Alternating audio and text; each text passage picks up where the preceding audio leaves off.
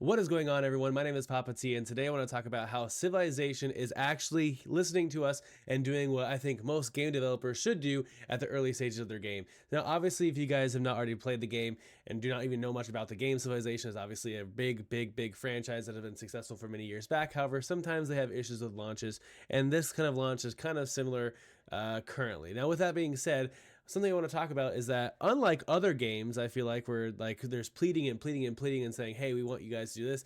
Civilization developers, or Firaxis is actually, if that's even how you say it, I'm going to say Firaxis or Firaxis. Let's say Firaxis. They are actually listening, and they've kind of produced this kind of statement here that kind of talks about how they're going through the Steam reviews and actually listening and taking some of the biggest complaints and applying them to future updates that'll come out at a time that we do not yet quite know. But as you can see here, I love how they say this right here. So it says, from the entire team at Firaxis Games, we'd like to share a heartfelt thank you to the best fans in the world from our teas back at Summer Games Fest to upcoming Civ World Summit. Bringing the game like Civilization 7 to life takes a Herculean effect that can't be done without passionate community. Now, skipping forward, it says, including our most recent Steam reviews during Advanced Access period. So remember, the Advanced Access period is kind of a time period for the people that could play the game from September.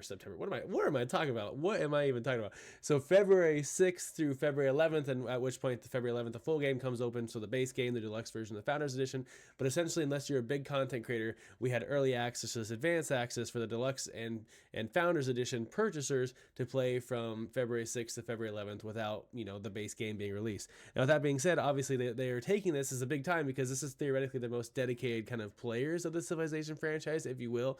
So this is really important that they're actually listening to the Steam reviews that are there, because when I bought this game, I pre-ordered the game, but when I actually played it, I was about like, I don't know, 13 hours into the game had been released. So I think by the time there had been like 8,000 reviews, and the game was not, maybe actually less, probably 6,000 reviews, and the game was not sitting pretty. It was like 45% recommended.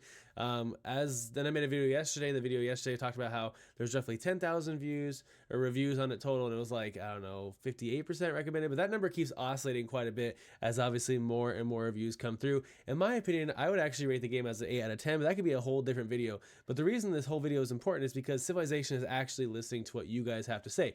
Now let's fast forward. One of the biggest complaints that everyone had been talking about was the UI. I personally didn't mind how the UI was. I really didn't care. But obviously for people who are like really hardcore dedicated Civilization players, this is something that they did not like. They thought it felt more like, actually a lot of Steam reviews said this game feels like it was a console game pushed forward to a PC game, which in fact this game should be the opposite. It should be a PC game that's dumbed down to a console, in my opinion. With that being said, now let's kind of get into their kind of announcements they made. So obviously number one is going to be prioritizing UI improvements. Now I said this just before, that this is something that was constantly berated in the Steam reviews. If you just kind of scroll through and just read it, it's like, I don't like the UI. It's very kind of constantly, I don't like the UI. I don't like the UI. The UI needs improvement. This is a rush game, blah, blah, blah, blah, blah. So obviously they're listening to this because they say it's our top priority to improving the UI. We need some time to digest all of our feedback, but some areas that we are already looking to include making UI interactions more intuitive, improving map readability, fixing areas of polish like formatting, and more. Now, in my opinion, the map readability was not an issue. The only thing I did not like about the fact of mapping in the game is that you have very kind of a limited view. Now, this is obviously not a problem if you're playing in the single version because you're just going to explore, but without automated exploration or making that kind of burner scout where you say, hey, go out there and explore, this makes it very difficult to actually like the way the map is, because it feels so tight. It just feels so constricted and viewed in.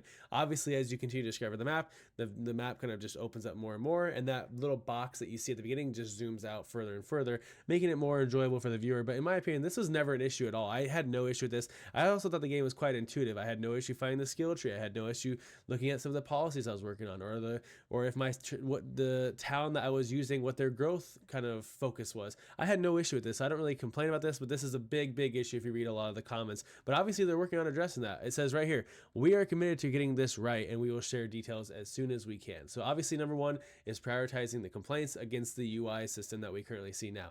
Now number two, this is really applied to me because I play this game almost exclusively multiplayer. Now what I mean by that is that I don't like really kind of sitting down all day and just playing one game. I don't really have the time, right? I'm a full-time dad of 3. I have a 1-month-old actually sitting right next to me as I film this video, sound asleep. I have a full-time professional career that I have a doctor's degree in.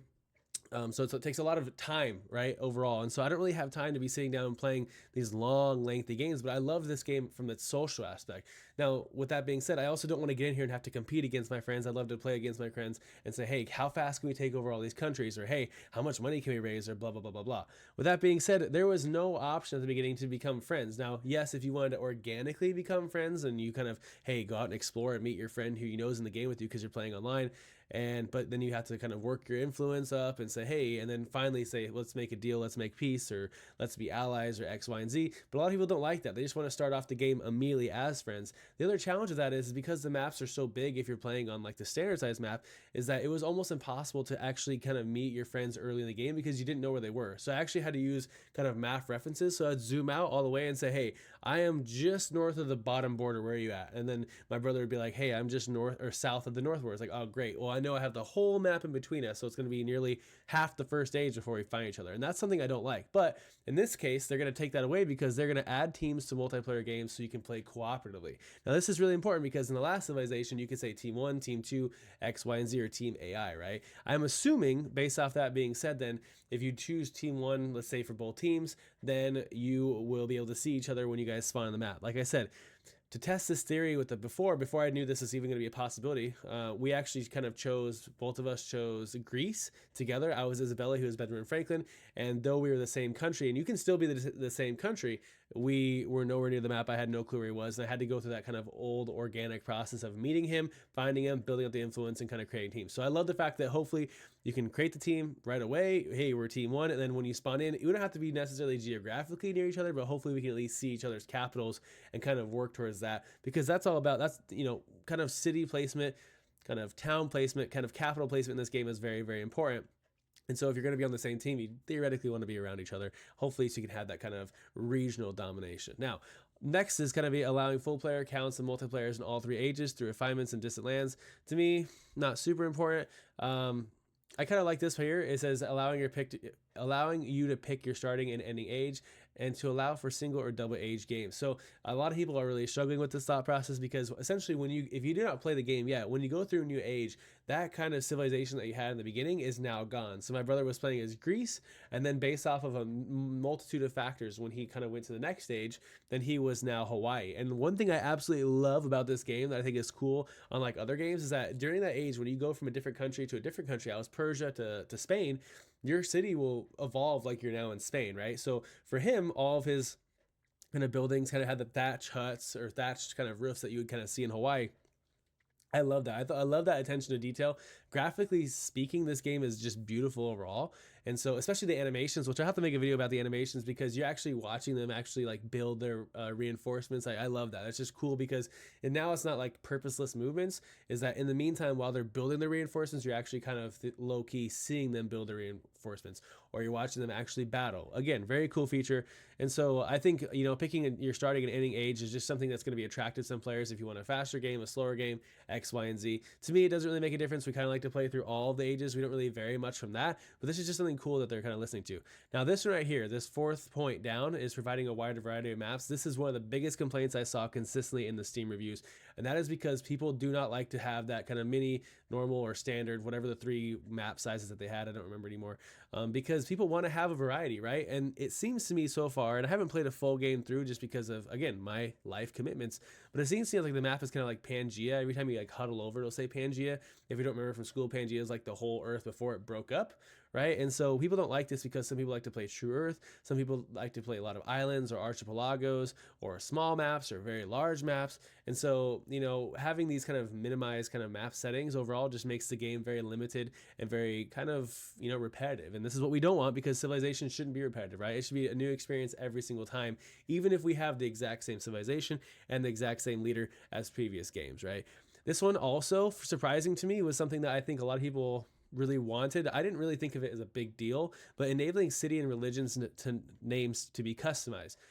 To me, it doesn't really make a difference. Obviously, maybe if it's hard for you to say the civilization's name or the city's name because it's a part of a civilization that you don't recognize, sure, whatever. But to me, This is important because maybe it allows you to kind of remember what's going on in each city without having to memorize the difficult name that comes with it. It, in my opinion, takes away a little bit of the kind of authenticity factor of the actual kind of community that you're trying to grow. But whatever, if people want to name their cities, however they want to name their cities, the fact that we can do it is important, and the fact that the actual developers are listening is most important, because that is a good indicator that this game is going to be healthy moving forward. Now, lastly, enabling a hot seat multiplier. Again, not really important for me, but you can just see that they are clearly listening to the Steam reviews.